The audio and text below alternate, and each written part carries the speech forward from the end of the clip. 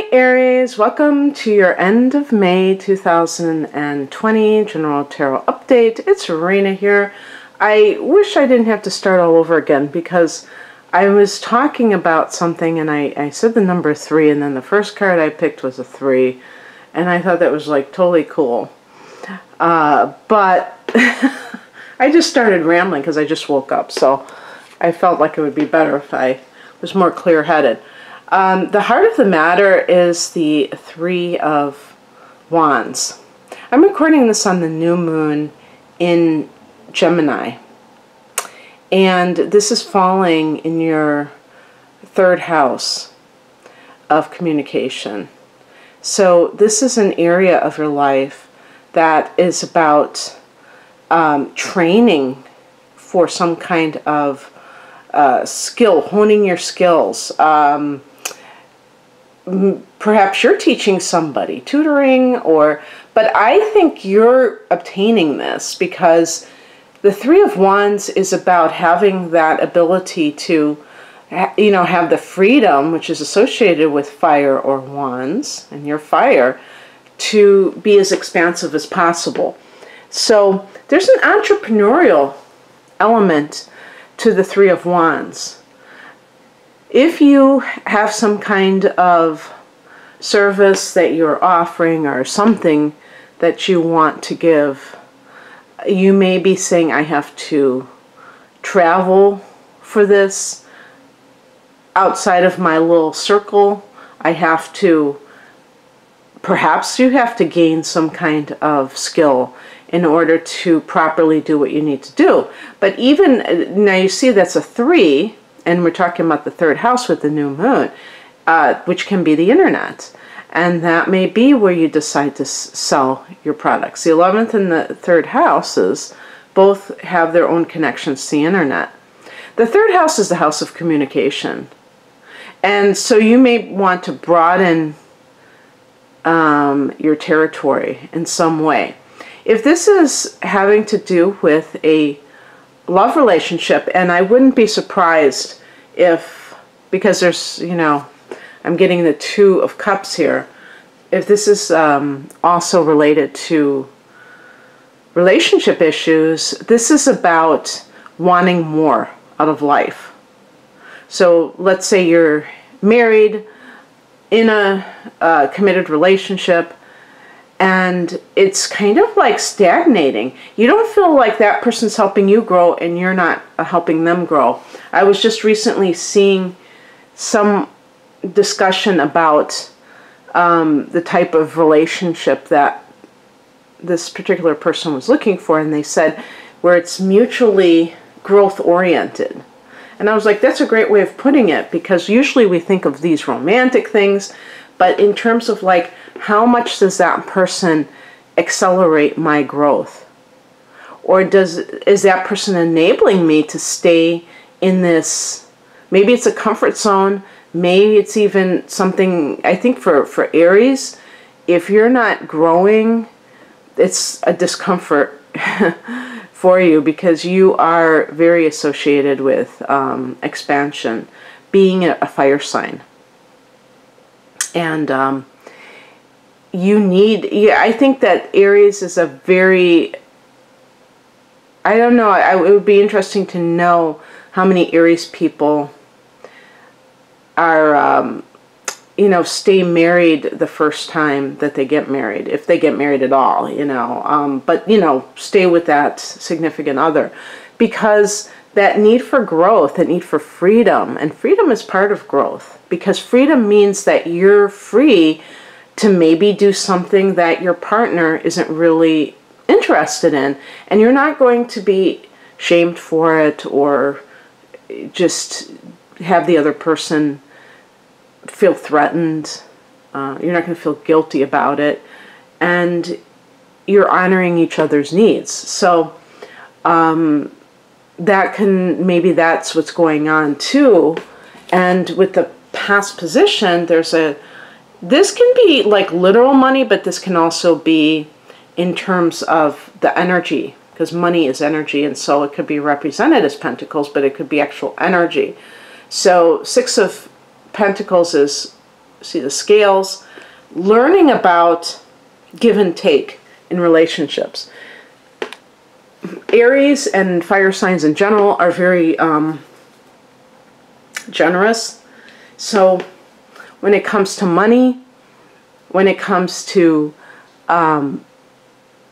just really, I think, granting another person their freedom, and I think that you're very generous in this area, probably. However, that other person may take advantage of you and may place demands on you, and that can be problematic for obvious reasons. So being able to give and take is so important in relationships. And so maybe this is something that you've learned the hard way, that you cannot buy a relationship, that if somebody is inordinately interested in your what you can give them financially, that's a red flag. And being able to weed that out very quickly and not getting too caught up in that relationship. Aries is very eager, which leads to impatience, to do anything, not vetting people, places, and things in order to decide, oh, is this good for me? Is this something that's going to advance me in life? Or am I really just digging myself in deeper with this? The higher message is the Devil card. Now, this is something that needs to be discussed, because this can happen when you are getting involved with somebody, for instance, that you have that tendency to be attracted to, or the pleasures of the flesh. So perhaps if you feel that physical chemistry, you're willing to just do anything for that person and not realize that you're under the spell of lust.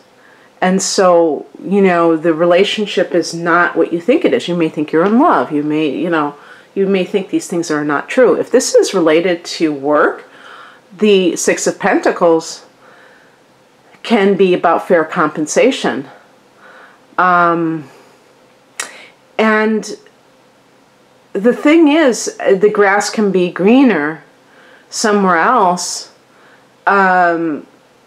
It's a weird thing, because the Three of Wands doesn't have to be that. You have to make sure that when you're looking for, if you're looking for another job, that it's not because that it's time to grow. But if you're somewhere where money, it's bothered you, that you feel like you're not making as much money as you should, make sure that you are doing things for the right reasons. Don't go to a new job just because of the money, because there may be other drawbacks that are far worse, like a negative work environment. So the Devil card as the spiritual message is always about, how much importance are you placing on the physical, or something that makes you much more valuing things that are not really that important in life. And that can lead to, kind of throwing it away, and something that was really actually a good thing.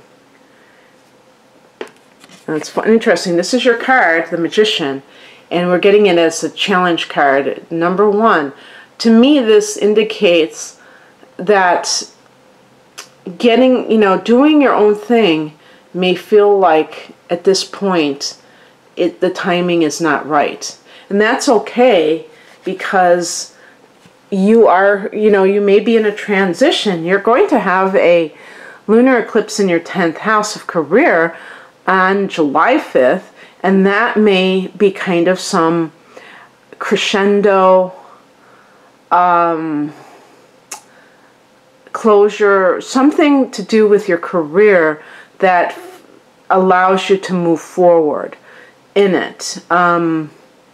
So this may be, the next few months may be a transition into something else. And if so, like your 5th house, which can be the business that you own, is you're going to have a new moon there in August. So there may be something going on. So July, you know, you have this lunar eclipse in your 10th house, and then in August, a new moon in your 5th house. So just keep that in mind in terms of, you know, if you really want to do something now, prepare. You know, get as prepared as you can be, because the timing may be a little bit off and you're not ready to fly solo yet. But it will get there. And when I said the word yet, I said fly solo yet, it was 11/11. So maybe that's a sign, a portal of when it will be time, you know. What's coming in is a strength card. So this is associated with Leo. I just said the new moon in Leo. In terms of relationship matters, talking about this thing of lust, talking about new relationships with the Magician, that sense of being able to attract that relationship to you. The Strength card can be a Leo. Now, what I was getting to at the beginning is that the outcome card is the Two of Cups. This is a card of, in some cases, reuniting with a person. Is this person a Leo? Is the timing during Leo? Because that's 5th house. That can be, this is going to be a card where there's mutual love, okay? Or just meeting somebody new and there's a mutual sense of love. It's not like a one-way street. Can this be a soulmate? These kinds of issues are coming up. So we're starting out with a card like the Devil, and, you know, as one of the first cards, and then we are ending with the Two of Cups, which is definitely about love. You know, the cups relate to love, not about the temptations of the flesh. So I certainly like it. And I feel like if you're someone who is starting a business, the Two of Cups might be that one-on-one relationship that you have with people, versus perhaps being in an environment where it's all about the bottom line. It's not about the individual. And here you can really give your attention and affection to people on an intimate level so that they feel appreciated. Okay, Aries, that's what I have for you. I hope that you enjoyed this, and I hope you have a great rest of the month. If you'd like a private reading, the link is below. Take care. Bye.